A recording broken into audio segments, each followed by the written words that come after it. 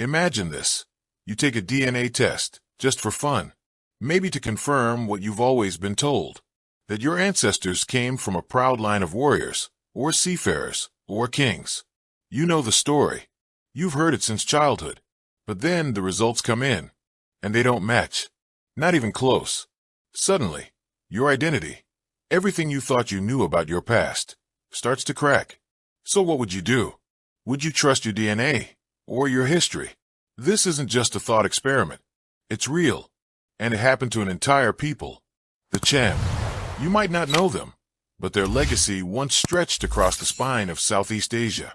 They lived in what is now Central Vietnam, ruled over a kingdom called Kampa, and spoke a language from the sea, Austronesian, the same language family spoken in Indonesia, the Philippines, even as far as Madagascar and Hawaii.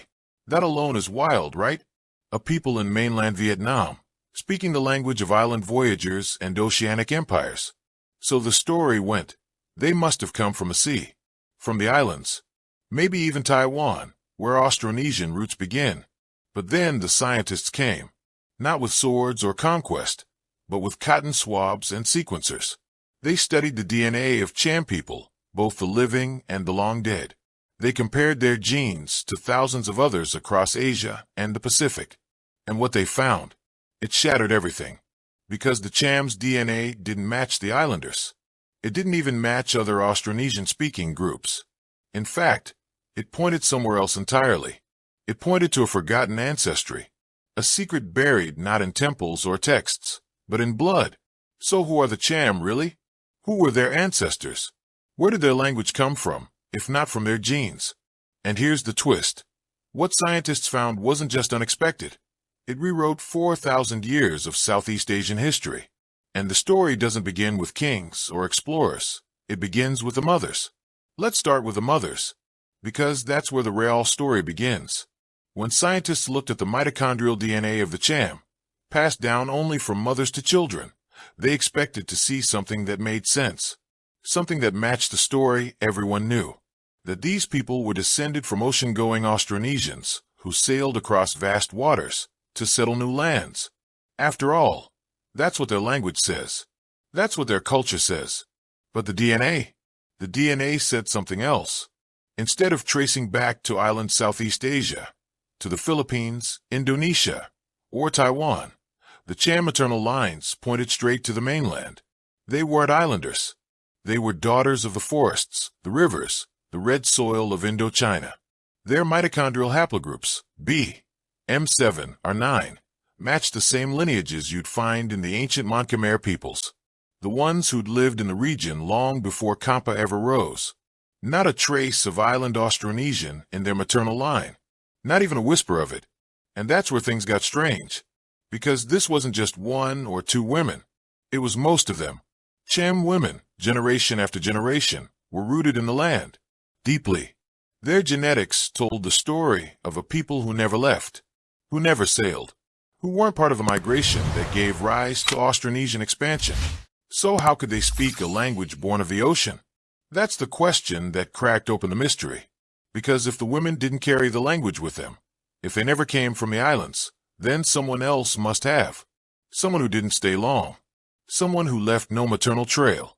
So if the mothers were of the earth, who were the fathers? And here's where the story takes a sharp, unexpected turn. Because what those men brought with them wasn't just language. It wasn't just boats or gods or culture. It was something hidden. Something no one saw coming. Something buried deep in the bloodline that would change everything we thought we knew about who the Cham really were. Now let's talk about the men. Because when scientists turned from the mothers to the fathers, from mitochondrial DNA to the Y chromosome, they uncovered something completely unexpected. Something that didn't match anything in the Cham's language, or even their own legends. A signal, clear and sharp, like an ancient voice calling from across the sea. It came from India. More than 18% of Cham men today carry Y-DNA lineages that trace directly back to the Indian subcontinent. R1A, R2, H1. These aren't Southeast Asian. They're old, powerful paternal lines from South Asia, lines you'd expect to see in Brahmin priests, in ancient Hindu dynasties. not in a Southeast Asian kingdom tucked between the mountains and the sea. But here's the strangest part. These Indian lineages are only found in the male line. They're completely absent from the maternal DNA. There's no South Asian mtDNA in the Cham gene pool. Not even a trace. So what does that mean? It means Indian men came, but not Indian families, not Indian women. This was a one-way flow, male only. And suddenly, a new picture starts to form.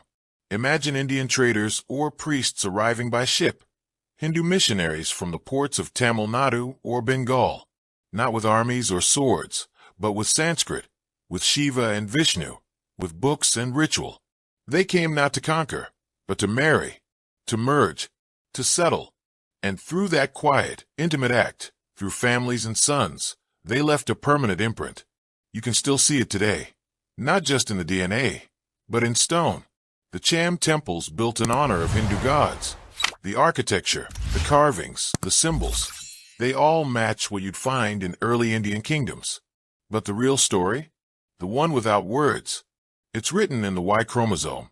The sons of these men carried it forward, long after the temples crumbled and the prayers changed. Indian blood didn't spread through war. It spread through love, or alliance, or something in between. But that's not the end of the mystery. Because while these Indian men left their mark, there's another group you'd expect to find in the Cham genome, another powerful presence in their history, and they're not there at all. And it's what's missing from their DNA that raises even bigger questions, ones no one saw coming. Here's where things get even stranger. By the 1600s, the Cham had fully embraced Islam. They built mosques, changed their calendars, prayed toward Mecca. Their ships sailed south, connecting them to the great Muslim port cities, Malacca, Aceh, even the distant courts of the Arabian Peninsula. They were part of the global Islamic world, respected as traders and scholars. Their kings wore Persian robes. Their letters praised Allah. Everything about their world turned east, then west, then inward with the Quran. And yet, when scientists looked into their DNA for signs of this transformation, for the footprints of Arab traders or Malay settlers, they found nothing, not a trace. No J1, no J2, haplogroups that are clear signatures of Arab ancestry. No markers from the Malay archipelago either. Accurately track your income and expenses with QuickBooks. Auto-match and categorize your... Not in the Y-DNA, not in the mtDNA. Nothing. Their genetic map remained still, centered in mainland Southeast Asia. The Islamic world had reshaped their minds, their rituals, their cities. But their blood? Their blood didn't move an inch. It's like the ghosts of Arabia and the Malay world stood at the door of the Cham genome, but never stepped inside. And that's what's so fascinating, because it shows us something rare in human history. A people who could fully adopt a culture, language, religion, clothing, even identity, without ever merging genetically with the people who brought it. They chose the religion, but not the genes. So how did they manage that?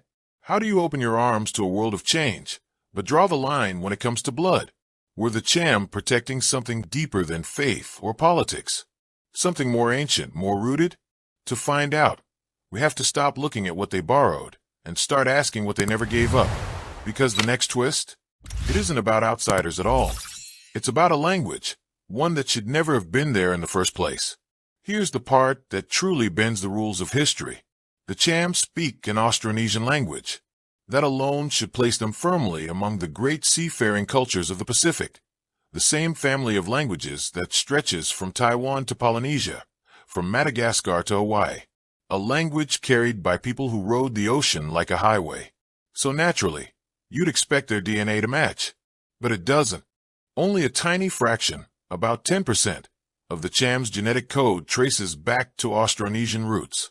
And even that small sliver doesn't link them to the islanders you'd expect. Not the Indonesians, not the Malays, not even the Filipinos. Instead, their closest match is a small group in Taiwan known as the Atayal, an indigenous people believed to be at the very beginning of the Austronesian expansion. It's like finding a voice without a face, a language with no tribe to claim it. So what happened? The most likely answer is the one nobody wants to hear. The Cham didn't migrate with the Austronesians. They didn't sail over in massive waves or settle in scattered groups. They adopted the language. Someone, maybe a small group of early seafarers, merchants, or priests, brought Austronesian to this coast. And slowly it spread, not by blood but by influence. Imagine a handful of outsiders, maybe elite traders or ritual leaders, arriving on a mainland shore. They didn't need armies. They had status, prestige, power, the kind of presence that made local people listen, and eventually repeat their words. Over time, everyone else followed. Children grew up speaking the new tongue. Old languages faded. New identity formed. But the DNA? It stayed where it was. Solid, rooted, local. This wasn't a migration. It was a linguistic takeover. A culture passed on, not a people passed down. So now ask yourself, if your ancestors never spoke the language you now call your own, if the very words in your mouth were once foreign, what does that mean for identity? For memory? Would you still feel like yourself? It's unsettling, and it should be, because it shows us that culture isn't always inherited through blood.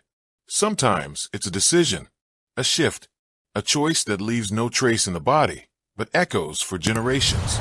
But not everything about the Cham is borrowed or adopted. Some pieces are older than language, older than memory. There's one genetic signal, buried deep, that shows up nowhere else. A mysterious haplogroup, forgotten by history, yet still alive in the Cham today. And what it reveals might be the key to everything they never let go of. There's one thread in the Cham genome that no one expected to find. A whisper, really, so faint it almost vanished. But it's there, quietly waiting in the maternal line, passed down from mother to daughter for generations. A single haplogroup, M77. When researchers stumbled on it during the mitochondrial DNA analysis, they paused. Because M77 doesn't belong to any well-known group. It doesn't match the Austronesians. It doesn't trace to Indian lineages. It doesn't fit neatly into any familiar category. It's not something you find in your average textbook or in your average population. This lineage is strange, isolated, ancient. It may be a relic, a leftover strand from a people that no longer exists. A group that lived in this region long before the Cham kingdom rose. Long before temples were built or languages were borrowed. A people erased by time, war, and memory, but not entirely. Because one part of them survived. In the body, in the blood, hidden in a single gene that made it all the way to the present day. M77 is like a ghost carried by Cham women. A quiet reminder that history isn't always written in stone. Sometimes it's written in silence. We'll never know this woman's name. We'll never read her words, but her DNA is still here. She's still here. And in some way, every Cham daughter carries her forward. That's the part that hits hardest. The Cham didn't just inherit a kingdom. They inherited layers, waves of people, of voices, of mothers who never made it into history books, but left their mark in the only place that couldn't be erased. And that changes how we think about identity.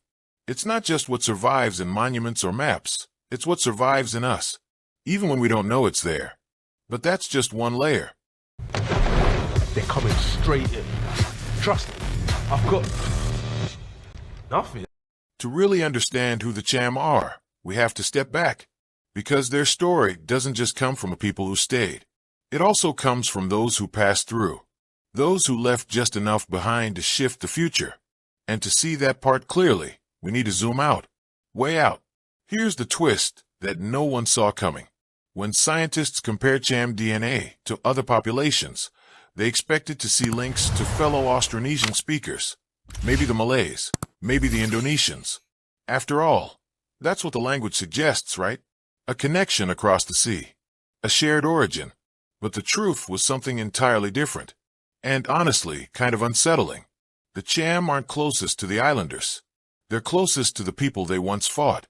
Their DNA clusters with the Khmer, the Mon Khmer Hill tribes, the Vietnamese, even some Thai Muslim groups in the region, groups they battled with, negotiated with, and resisted for centuries. Groups that, according to history, were often seen as threats, rivals, even invaders. And yet, at the genetic level, they are family. Imagine learning that your oldest enemies were always your cousins, that your blood runs closest to the ones who try to take your land, your temples, your freedom. That's the strange part. The Cham built a culture that stood apart. Its own religion, its own script, its own style of rule.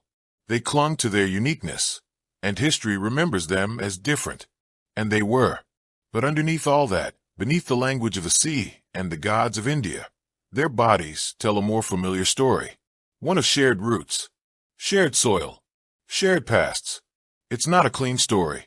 It's a complicated one, because the Cham aren't defined by a single thread. They are a blend, a bridge between worlds, a mixture of the indigenous and the imported, of the sea and the land, of the foreign and the familiar.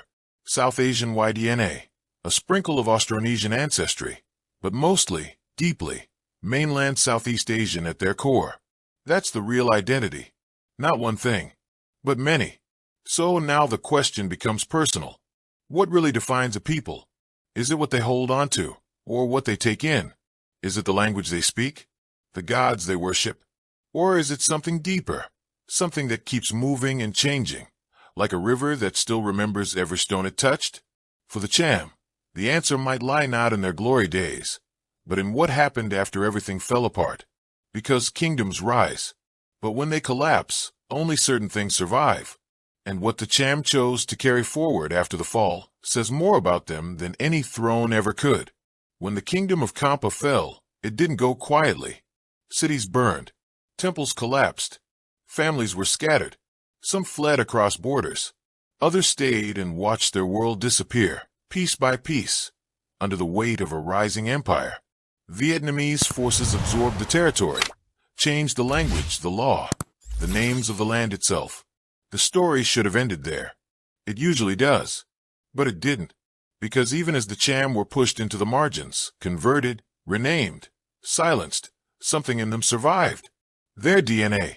Genetic studies today show something incredible.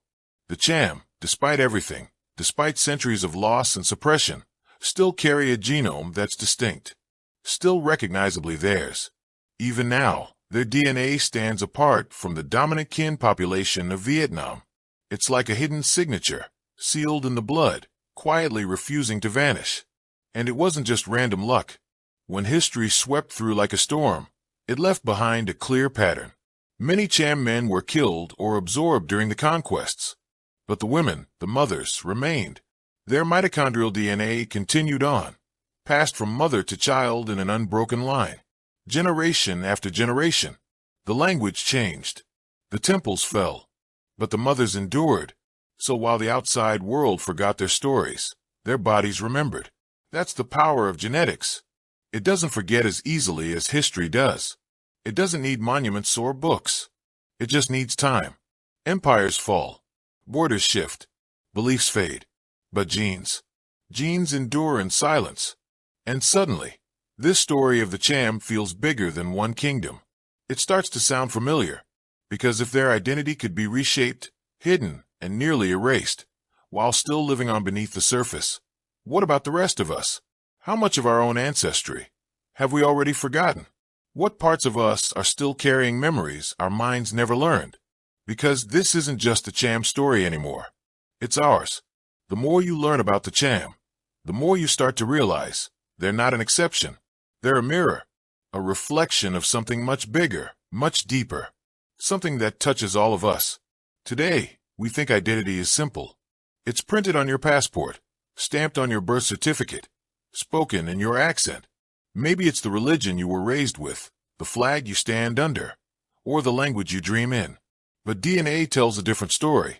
A Messier one filled with forgotten migrations, dead languages, and ancestors we don't even know how to name. And the Cham, they show us exactly what that looks like. They are not a pure people, not a clean line from one place or one time, even know how to name. And the Cham, they show us exactly what that looks like. They are not a pure people, not a clean line, show us exactly what that looks like. They are not a pure people, not a clean line from one place or one time. They're a swirl of bloodlines, mainland mothers, Indian fathers, a language from the sea, and ghosts from before history began. Everything about them is layered, blended, complicated, and still somehow they're whole. That's the part that sticks with you. They didn't survive because they stayed the same. They survived because they changed. Again and again. They absorbed what came. They adapted.